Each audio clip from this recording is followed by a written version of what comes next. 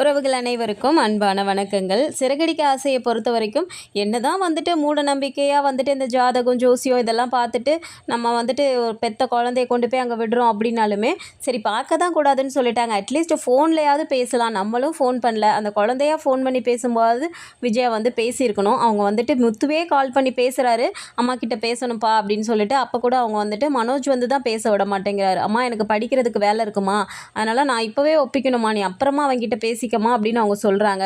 At least இவங்களாவது யோசிச்சிருக்கலாம். நான் இரு சாமி, நான் உங்ககிட்ட தானே இருக்கேன், நான் தம்பிக்கிட்ட பேசிட்டு வந்திருக்கேன், தம்பி அங்கே இருக்கான்ல அப்படின்னு சொல்லி முத்து பற்றி மனோஜ்கிட்ட அவங்க ஏதாவது கன்வின்ஸ் பண்ணியிருக்கலாம். பட் அந்த இடத்துல அவங்க யோசிக்கல.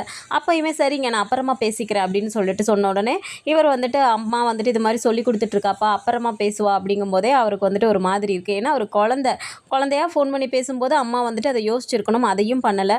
அடுத்ததாக எல்லாருமே விளையாண்டுட்டு இருக்காங்க. அவங்கவுங்க அம்மா வந்துட்டு டைம் ஆகுது, இன்னும் சாப்பிட வராமல் இருக்கியே வான்னு சொல்லிட்டு எல்லா குழந்தைங்களையும் கூட்டிகிட்டு போகிறாங்க. முத்துவை மட்டும் கூப்பிடுறதுக்கு வரலை, பாட்டி தான் இருக்காங்க. இவரே தேடி போயிடுறாரு. ஸோ இந்த மாதிரி ஒவ்வொரு சின்ன சின்ன விஷயங்களும் வந்துட்டு முத்துவோட மனசில் சின்ன பிள்ளையிலேருந்தே பாதிக்குது. இதெல்லாம் பார்க்கும்போது இவருக்கு ஏன் கிருஷ் மேலே இவ்வளோ பாசம் இருக்குது அப்படிங்கிறது நம்ம இவரோட அந்த ஃப்ளாஷ்பேக்கை பார்க்கும்போதே நமக்கு நல்லாவே புரியுது.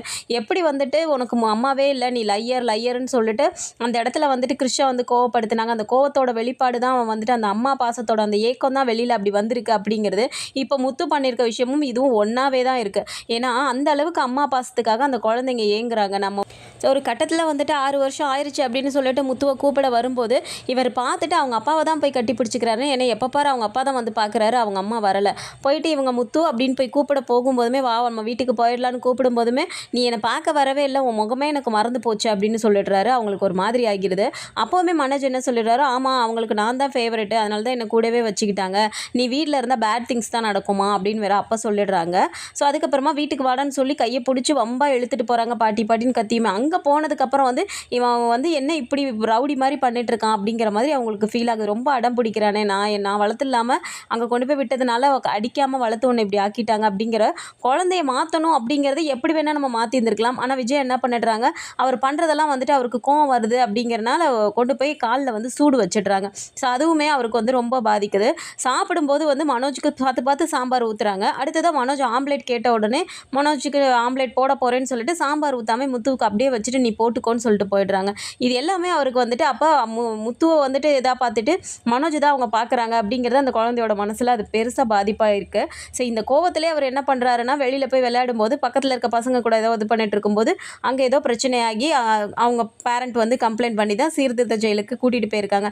ஸோ இந்த கேப்பில் வந்து பாட்டிக்குமே ஃபோன் பண்ணிவிட்டு எனக்கு சூடெல்லாம் வைக்கிறாங்க பாட்டி, எனக்கு இங்கே இருக்க பிடிக்கல, என்னை கூட்டிகிட்டு போங்க அப்படின்னு சொல்லும்போதுமே பாட்டி அங்கேருந்து கிளம்பி வந்துடுறாங்க. ஸோ இந்த பாட்டி வர கேப்பில் தான் வந்துட்டு ஒரு வெளியில் இந்த மாதிரி பண்ணி கூட்டிகிட்டு வந்த உடனே விஜயாவுக்கும் கோவம் வந்துடுது.